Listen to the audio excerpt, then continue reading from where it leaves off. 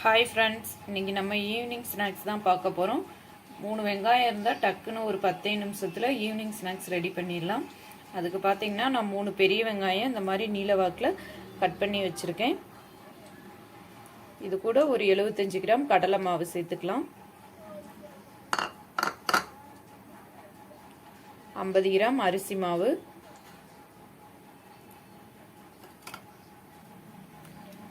ஒரு ஸ்பூன் மிளகாத்தூள், அரை ஸ்பூன் கரம் மசாலா, 1/4 ஸ்பூன் மஞ்சத்தூள், தேவையான அளவு உப்பு, இது எல்லாத்தையும் சேர்த்துக்கலாம்.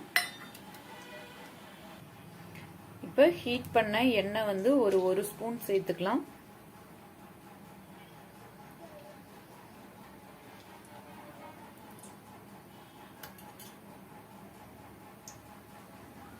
இப்போ கொஞ்சமாக தண்ணி சேர்த்து நம்ம பக்கோடா பதத்துக்கு பிணைஞ்சிடலாம்.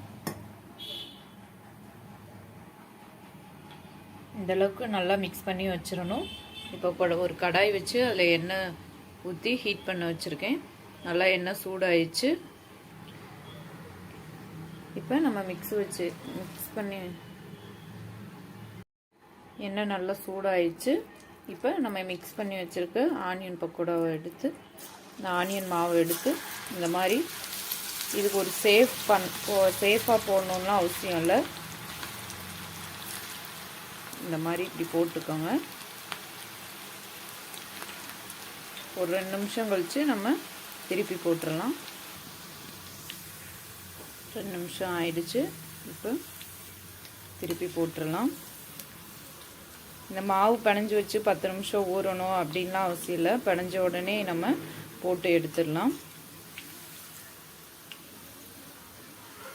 நல்லா வெந்து வரட்டும்.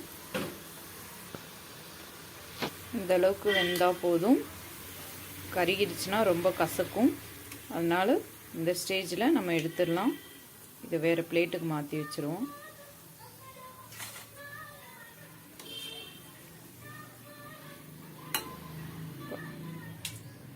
இப்போ அதே மாதிரி எல்லா மாவையும் நம்ம போட்டு எடுத்துருவோம்.